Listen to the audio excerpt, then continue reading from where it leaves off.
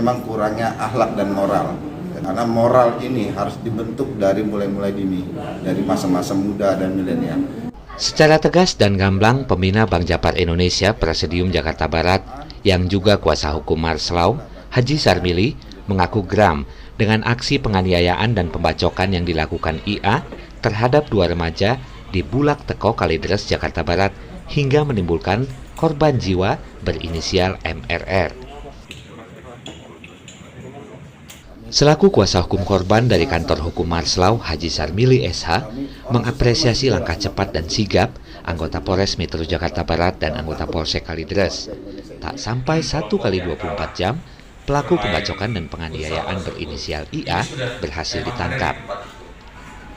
Insiden berdarah tersebut bermula dari adanya pertandingan futsal antara kelompok korban KP Kojan Kalideres dan kelompok pelaku KP Bulog Teko Kalideres dengan perjanjian tim yang kalah harus membayar uang sewa lapangan sebesar Rp365.000. Tim futsal KP Kojan yang kalah menolak untuk membayar biaya sewa lapangan lantaran tim futsal KP Bulog Teko Kalideres dinilai curang dengan memasukkan pemain lain dari luar kampung. Perselisihan antara kedua tim pun memanas. Cekcok mulut antara tim pun terjadi. IA yang sudah di bawah pengaruh minuman keras akhirnya mencabut celurit dan menganiaya serta membacok korban MRR hingga tewas. Atas perbuatannya, pelaku dikenakan pasal 338 KUHP pidana dengan ancaman hukuman 15 tahun penjara.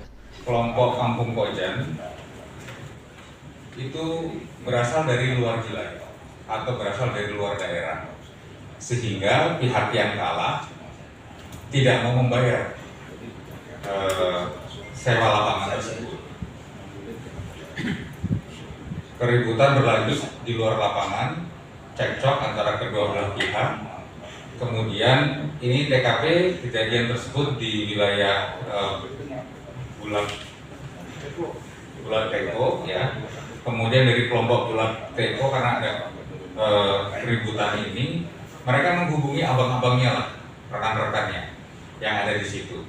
Di mana salah satunya adalah tersangka atas nama IS. Yang kebetulan pada saat itu dalam kondisi mabuk. Ini kejadian terjadi pada pukul 1.30 dini hari. Ya. Jadi pada saat dia memanggil abang-abangnya yang kebetulan tersangka IS ini dalam kondisi mabuk dan langsung membawa celurit. Kemudian dari pihak lawan, yaitu korban atas nama Muhammad Raihan Rahmat dan Putra, mencoba melerai dan menjelaskan bahwa memang korban tersebut atas nama Muhammad Raihan Rahmat yang meninggal dunia memang bukan tinggal di wilayah tersebut. Dia adalah tinggal di wilayah Dadap, Tangerang, tapi sering bermain di situ. Jadi sudah dianggap seperti kumpulan lah di wilayah tersebut. Dicoba untuk menengahi, tapi oleh tersangka saudara IS karena memang dalam kondisi mabuk langsung menyabetkan celuritnya, ya, rekan-rekan bisa lihat celuritnya sebesar ini. Sekali sabet langsung mengenai punggung korban atas nama Muhammad Raihan Rahmat. Di bagian punggung satu luka tusukan dan satu lagi mengenai saudara Putra di bagian tangan dan cukup parah. Pada saat dibawa, yang bersangkutan Muhammad Raihan meninggal dunia dan saudara Putra sedang dirawat, kondisinya sangat memprihatinkan dan kritis. Kita doakan mudah-mudahan saudara Putra bisa segera sembuh, dan tentunya dalam kesempatan ini pada pihak keluarga kami turut berduka cita keluarga korban Muhammad Raihan Rahmat, dan alhamdulillah setelah kejadian tidak berapa lama, tidak sampai 1 kali 24 jam, gabungan dari Satreskrim Polres Metro Jakarta Barat, yaitu unit Krim dan unit Reskrim Polsek Kalideres, berhasil menangkap pelaku utama, yaitu saudara IS.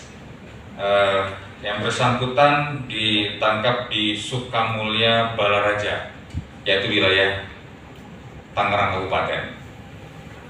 Demikian rekan-rekan yang bisa kami sampaikan, dan proses ini akan kami segera tindak lanjuti, dan kami mengenakan pasal 338 KUHP dan pasal 351 ayat 3 KUHP.